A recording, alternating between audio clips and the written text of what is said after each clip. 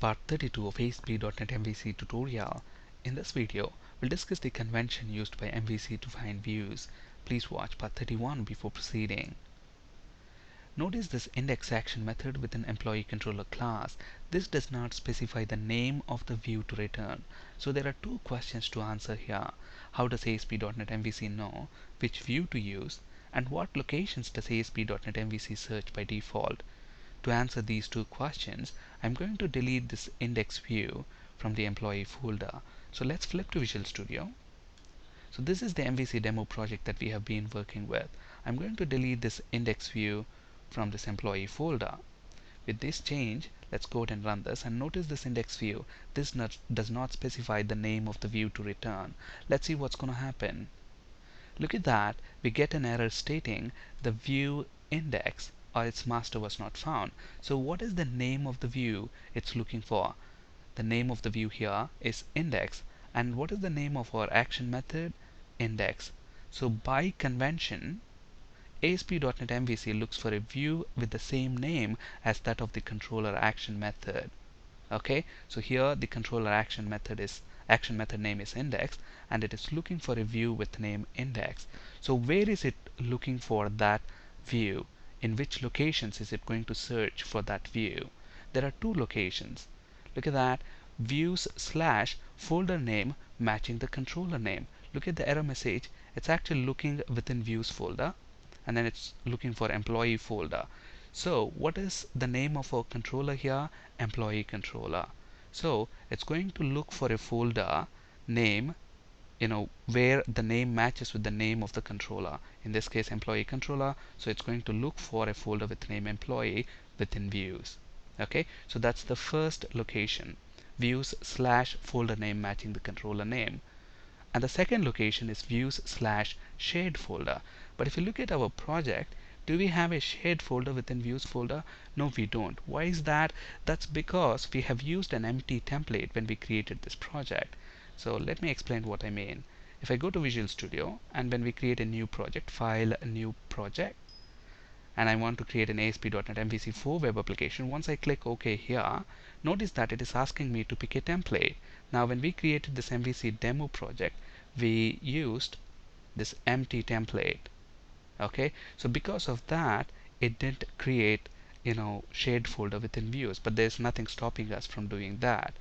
But then when you create a project, by selecting internet application as the template, and then once you click OK, it's going to create a project that looks like this. Okay, notice that within views we have a folder shared. Okay, so it's going to, the second location that it's going to search is the shared folder. And then look at the error message. Within those two locations, it's looking for a view with name index, but notice the extension. It can have different extensions, either ASPX. If your view engine is an ASPX view engine, then it's the extension will be .aspx. Okay, on the other hand, if it's a partial view, then the extension is going to be .ascx. We'll discuss more about partial views in a later video session. And then it can also be .cshtml or .vbhtml if your view engine is Razor. And depending on the programming language, the extension is going to differ.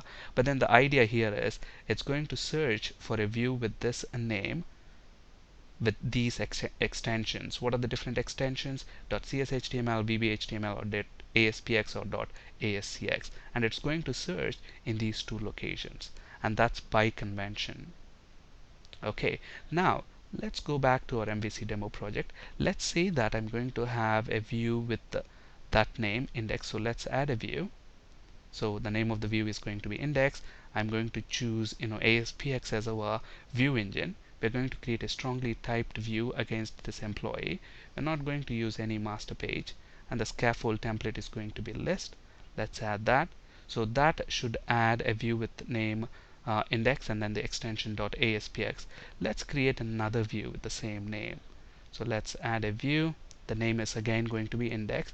This time again the view engine is going to be ASPX, and then I'm going to create a strongly typed view against employee object, scaffold template list. I'm going to create a partial view. let's add that. So this should add a view with name index, but the extension is going to be .ascx. We'll talk more about partial views in a later video session. Let me add another view with the same name. This time I'm going to choose our view engine as Razor. The rest of the configuration is going to stay the same. And let's add this view. So it's going to add index.cshtml. So within this employee folder, I have three views with the same name, index. Only the extension changes. And then let's have some text. So here within this, let's go back to this index.aspx. This is the aspx view. So within the title, let's say the view name is, let's output this text so we know that when the page renders what view we are looking at. So let's go back to Razor view, and here let's say it is CSHTML, and then let's actually take this h2 tag, and then let's go back to this partial view. Let's paste it there. Okay, so within this employee folder we have three views with the same name, only their extensions differ. And then let's save everything and let's go back to our employee controller. And if you look at this, within this index action method we are not specifying the name of the view. So if I have views with these different extensions with the same name, which view is it going to pick by default? Let's see that. Let's actually run this and see which view it's going to return. Now look at this error message. If you look at this error message, it's first looking for something with index.aspx. So by default, it's going to pick that view. So it found a match. Look at the title here. It's looking for, it has picked up index/aspx. So it has picked up this view, index.aspx. Okay, so let's say now instead of the aspx view, I want to use the Razor view. Is it possible? Absolutely. All you need to do is you can specify the full path of the view. So what I can do here, I can specify the name of the view here. I can use a different overloaded version of this view function where we can also specify the name of the view. So basically we're using this overloaded version. So here we are going to specify the full path. So I'm going to use the tilde symbol, which indicates the current directory. And then from there navigate to views folder, from there navigate to employee folder, and from there look for a view with this name, index.cshtml. And now if we run this, it should pick up the Razor view rather than the aspx view. So it's still loading there, and look at that, it has picked up the Razor view. If you specify only the name of the view, so now let's say I have seen several people doing this. They simply specify the name of the view like this with its extension. Now if you do that and if you actually run this, we actually get an error. Look at what's going to happen. Look at that, it's looking for a file, a view with this name, index.cshtml.aspx. So this entire thing that you have passed here, it considers that as the name of the view. Okay, that's why we get this error. So if you want to specify the name of the view, then use the full path. Or you can also do this. You can get rid of this extension, and then if you run this, by default it's going to pick up the aspx view.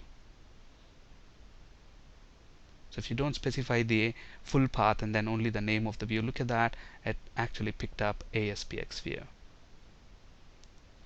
Now if you want to use a view which is not inside the views folder of the current controller, notice this here, within this folder name matches the name of our controller, the employee controller. Now let us say the view that this controller needs is present in a different folder. In that case, you can still specify the full path and it's going to work. For example, let me create a new folder here. Let's add a folder. Let's call it home. And then maybe let's move all of these views into this home folder. So now let's actually delete this. or let's leave it there. So it's going to look for an index view. Now let's run this and see what's going to happen. As you might have guessed, we will get an error. Why? Because it's going to look for that index view within employee folder and shared folder within views. But then within those folders, we don't have a view with that name, so it's going to error out. But then we know that this view is present in a different folder. Okay, so in that case, you have to again specify the full path. So tilde / within views, we have home folder, and within that we have an index.aspx view. So even if the view is present in a different directory, you can still specify the full path to pick up that view. So here we get the view as expected. So please know that ASP.NET MVC is all about convention over configuration. Views folder contains one folder for each controller and a shared folder. Okay, so if you notice this MVC1 application, which is created using that template, Internet Application Template, notice that here within the controllers folder I have two controllers, account controller and home controller. And to match those two controllers, look at the views folder. I have a folder with name account. This folder is going to contain all the views that relates to account controller. Similarly, home controller is going to contain all the views that relates to home controller. Okay, and then I also have a shared folder. And what is the shared folder going to contain? Shared folder is basically used to store views shared between controllers. Okay, so if you want to use a view that's going to be shared between both this employee and home controller, then shared folder is the right place to put that view. For example, master pages. We use master pages to give a consistent look and feel for our website. Okay, so the shared folder is the right folder to put your master pages. Okay, and if you're using Razor View Engine, the master page is called as layout page. So your master pages and layout pages are stored in the shared folder. Okay, we'll talk more about layout pages and master pages in a later video session. On this slide, you can find resources for ASP.NET C# and SQL Server interview questions. That's it for today. Thank you for listening. Have a great day.